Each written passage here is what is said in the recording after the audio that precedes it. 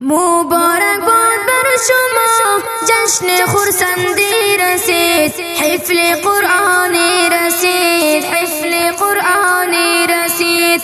قاری برکت الله با نور قرآنی رسید، دستار بندی رسید، دستار بندی رسید، دستار بندی رسید. قاری برکت الله ای عزیز و دلربا، ای عزیز و دلربا. با زحمات کثیر حفظ نموده قرآن را، حفظ نموده قرآن را، نموده قرآن را. این کودک نورسا با فیض الهی رسید، دستار بندی رسید، دستار بندی رسید، دستار بندی رسید. روز و شب و در سبق این فیضانه مطلق، این فیضانه مطلق مشتهر است به نوری با تمیز و با ادب، با تمیز و با ادب. برای تو عزیزم التاف یزدانی رسید، دستار بندی رسید، دستار بندی رسید، دستار بندی رسید. مبارک باد بر شما جشن خرسندی رسید، حفل قرآنی رسید، حفل قرآنی رسید.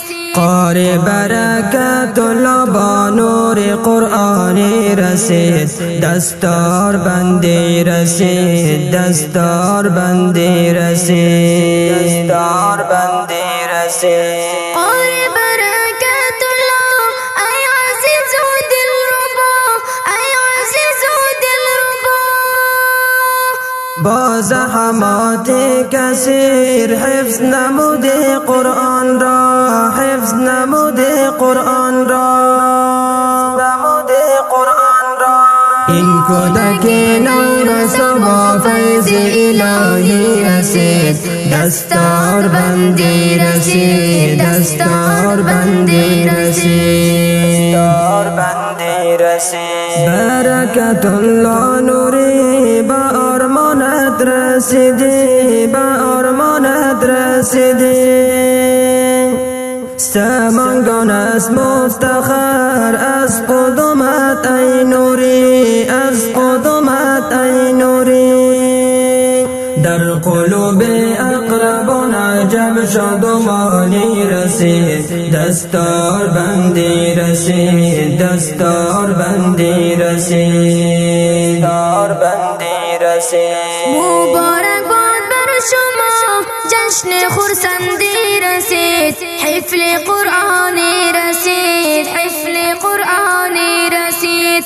قاری برکت الله با نور قرآنی رسید، دستار بندی رسید، دستار بندی رسید، دستار بندی رسید. قاری برکت الله ای عزیز و دلربا، ای عزیز و دلربا.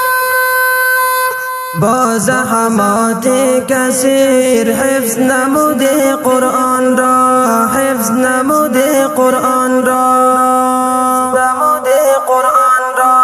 این کودک نورسا با فیض الهی رسید، دستار بندی رسید، دستار بندی رسید، دستار بندی رسید. خدمت کرده دل و جان بر ابنای مسلمان، بر ابنای. قرآن بس تاب شد تقدیری امی شب رمضان بود، امین شبش در خانه دیگه ختم است. این احترام قرآن است که با چی اندازه و بیخبری اهلش است که از قرآن چقدر، که یکیش نماز جمعه را یاد نداشت، صرف هم کاکایشان بود یا پدرشان او یاد داشت و مادر کلام یاد داشت. دیگه 15-20 نفر از خانه هیچ کس یاد نداشت. در خانه دیگه رفتیم و هم تاکاویز خوب گفتیم شب ختم قرآن زمشان است، در ترابیح ختم میخوانیم. برو خوب شد که آمدی. شب تاکاوی بود، خوب کلان پرده زده بود، پشت سر پرده گروه گل بود. خب چوب صدایش کسی نشنیدیم، بسیار صدای شیرین مثل قرص کسی ختم داد. لحظه بعدش یک تفلک دختره که تقریبا 6 ساله یا 5 ساله والله اعلم خمار پوشیده خوب بود بسیار بچه‌کاش میشیندیم کلاهکاش بچه‌های جوانش ریش هم داشت فلان داشت. گفتم تو بیا بچه دخترک نمازیات داری؟ گفت نماز خوان. گفت ترجمهش هم میکنم. لا حول ولا قوة الا بالله. بچه نمازیات داری؟ 4 ساله ها یاد دارم، 8 ساله 2 ساله قرآن هم یاد داره. جوانش گفت که ترجمه رو میفهمم. خب صف پشت سر گفتم چرا پرده زدی؟ مرده که پیش گوش کرده پیش کرد که تراویح زنان هم اشتراک میکنه، تقریبا 12 زن از سلفه نشو دیدیم، کسی رو ندیدیم. خود سر پرده رو دیدیم سوال شد. گفت که پشت سر 3 ساله آمده. خب چون اومد رفت. خب با تصف مشکل رو که دیدم.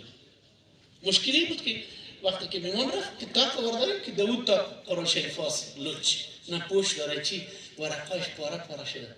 اوجی دیدیم پاره های سود قاعده نورانی ورقاش پاره پاره شده.